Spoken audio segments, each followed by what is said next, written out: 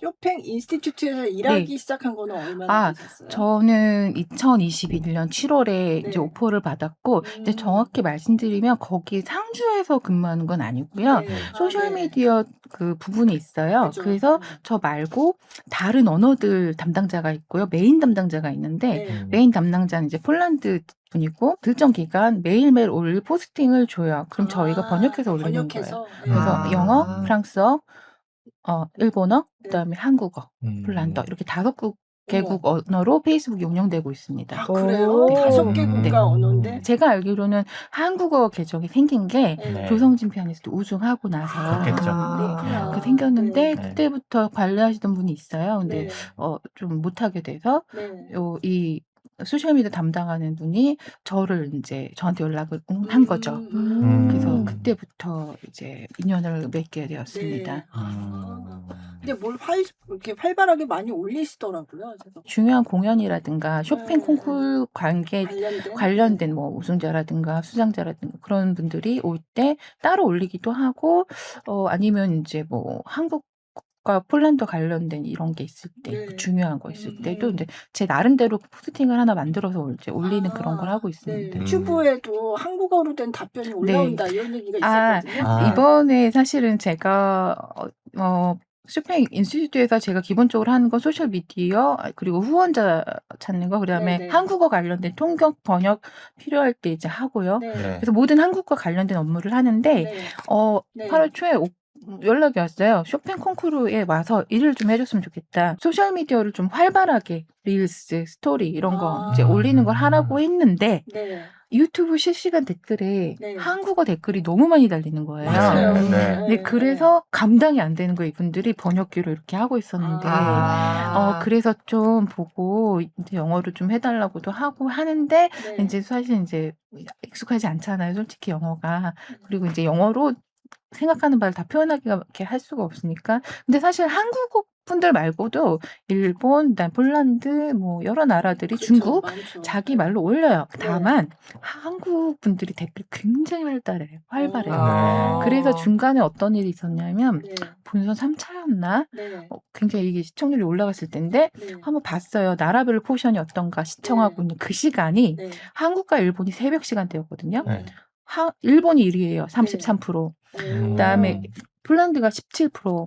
그다음에 한국이 6%였어요. 몇 프로요? 6%. 6%인데 다 일당백이었다. 댓글을 보면요. 한 50% 이상 보고 있어요. 댓글만 보면. 댓글만 굉장히 활달하게 참여를 하고 네. 근데 일본은 그 비율에 비해서 굉장히 참여가 저조하고 그들은 그냥 이렇게 보기만 조용히 하는 보고 있는 거죠. 거지. 네, 근데 우리는 이렇게 좀 얘기하길 하나씩 좋아하잖아요. 얘기하는데. 그래서 네. 재밌었던 건 음악은 안 듣고 얘기하는 거 더 좋아. 그러면서 원래는 저도 거기다 한국어로 공지를 올리면 안 돼요. 네. 근데 이제 한국어를 한 번만 올려달래요. 그래서 올렸더니 다른 분이 이렇게 공개적으로 망신을 당하니 안 된다. 영어를 좀 써주세요라고 다른 네티즌이 이렇게 올려요. 그러니까 저 영어 못해요. 하고 또 한 분은 그 와중에 슈퍼챗을 날리시는 거예요. 봤어요.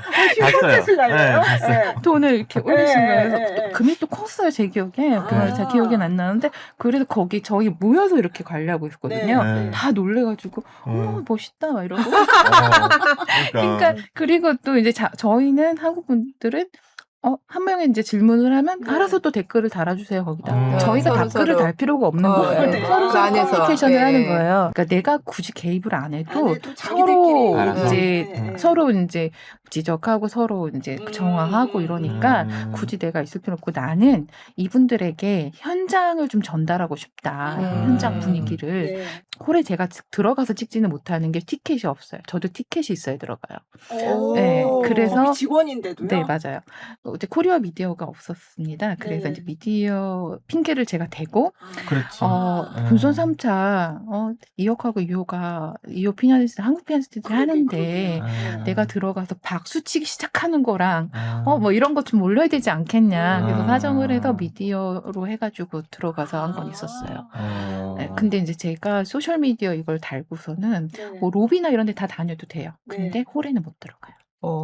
이상하네. 그렇구나. 근데 이제 그럴 수밖에 없는 게 보고 싶어하는 일반인들이 굉장히 많잖아요. 네. 근데 네. 못 올 수가 있잖아요. 네. 왜냐하면 노쇼. 환불 신청은 6월 30일까지밖에 못했어요. 아 그래요? 그리고 나서는 환불이 안 돼요. 네. 교환이 안 돼요. 그러면 내가 못 올 수 있잖아요. 네. 그럼 그 자리는 공석이잖아요. 그죠. 그럼 어셔들이 대충 봐요. 한 몇 대 될 것 같다고 무전 때려요. 네. 그럼 그만큼을 또 파는 거예요. 막판에. 시작한 10분 전부터.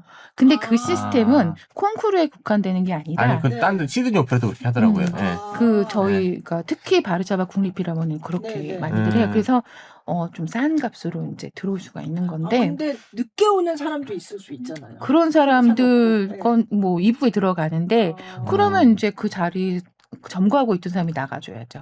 진짜요? 네, 표 들고 있는 사람이 우선인 거예요. 네, 그래서 이제 뭐 어셔들이 로봇가 아닌 이상 네. 정확히 수량은 못 세고 대충. 대략. 그래서 뭐 자리가 모자라진 않아요. 네. 그래서 이제 유튜브 방송을 보다 보면 저기 빈자리가 있는데 왜 난 못 샀어 표를 이러신 분들이 있었어요 현장에. 그럴 수밖에 없는 게 노쇼인 거지. 정확하게 셀 수는 없으니까. 네. 그래서 본선 3차와 결말 가서는 그 문 밖에 서서 그러니까 영상을 그런 거 올렸어요. 마지막 그 연주 한 1분 정도랑 네. 박수 나오는 찍어서 이제 스토리에 올리고 밖에서. 네. 그리고 프레스룸에 오거든요. 그럼 네. 거기서 이제 딴 사람들 인터뷰할 때 중요한 거 해가지고 잘라가지고 올리고 약간 그런 거. 표 얼마예요?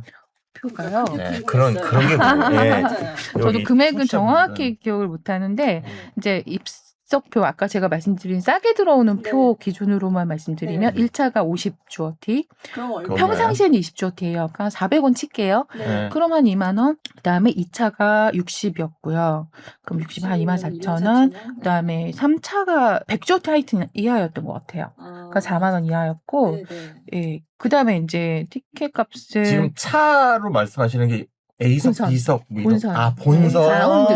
라운드 차별이 있었어요. 그리고 당연히 있겠지. 결선 같은 경우는 표값이 500주어티였던 걸로 기억해요. 500. 그러면은 티켓 값이 20만 원? 20만 원. 20만 그리고 원. 이제 갈라 콘서트라고 네네. 시상식과 그쵸. 함께하는 위너스 콘서트. 그것은 이제 오페라 극장에서 했거든요. 네. 그게 아. 700주어티였어요.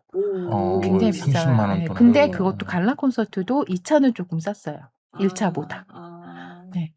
그러면 그거를 미리 다 예매를 받나요? 그럼요. 그래서 음. 이제 예매를 언제 받았냐면 네. 그 전년도 작년 가을이었나 겨울이었나 11월인가 12월인가 그때 받았는데 네. 문제는 뭐냐면 네. 이제 온라인과 현장 판매를 나누거든요. 네. 근데 현장 판매 같은 경우 새벽부터 나오셔가지고 줄 서 서서. 있다가 네. 사셨고 그다음에 온라인 같은 경우는 음. 거의 2분도 안 돼서 다 그래. 아, 다 진짜요? 매진됐어요. 네. 나중에 그 취소가 가능했다 그랬잖아요. 네네. 그때쯤에 대충 들어가서 봤는데 있어서 얼른 이렇게 잡은 게 제가 잡아서 어. 들어간 티켓. 이러니까 스테반한테 표 돌아갈 게 없어. 그렇죠. 그러네. 네. 그래서 네. 미디어도요 굉장히 타이트하게 관리를 하더라고요. 그래서 이제 그 남아도는 그런 게 네네. 없게끔 그래서 네. 가능한 한 많이 이제 현장에서 팔 수 채워서. 있게 네. 하고 근데 본선 1차 때는 그 입장권을 한 120장 정도를 팔았어요. 현장에서. 네. 근데 그게 왜 가능했냐면 네.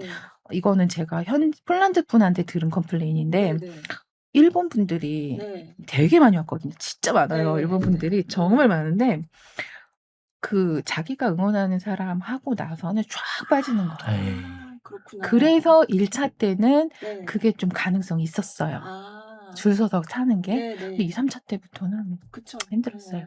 그래서 그 이제 웨이팅에 대해서는 좀 이따 다시 말씀드릴 네, 네. 텐데 네. 그게 굉장히 드라마틱했죠. 그 홀이 몇 석 정도 되죠? 한 2,000석 안 돼요. 그렇게 큰 데가 아닌 거죠. 아니에요. 안 커요. 네. 그래서 그 얘기가 많이 나왔어요. 그러니까 홀을 좀 옮겨야 되지 않느냐. 하지만 네. 전통이 있는데. 아니야. 피아노를 너무 맞아요. 크게 해서 맞아요. 너무 안 맞아요. 해. 네. 그래서 그렇죠. 이제 갈라 콘서트 같은 경우는 네. 그 오페라 오페라 극장 극장에서. 거기는 음. 거의 한 2,000석 좀 넘을 거예요. 굉장히 네. 커요. 네. 극장 이름도 대극장이에요. 네. 테아트르 비알키라고.